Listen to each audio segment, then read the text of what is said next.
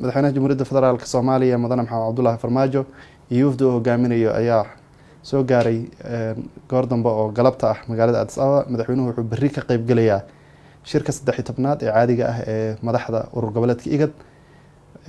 waxaana ka horeeyay shir maanta dhacay oo heer golo wasiir ah oo ka qayb galay Danjire Axmed Ciise Cawad wasiirka arrimaha dibadda, kaas oo lagu gogol xaarayay kulanka madaxdu ay berri yeelanayaan.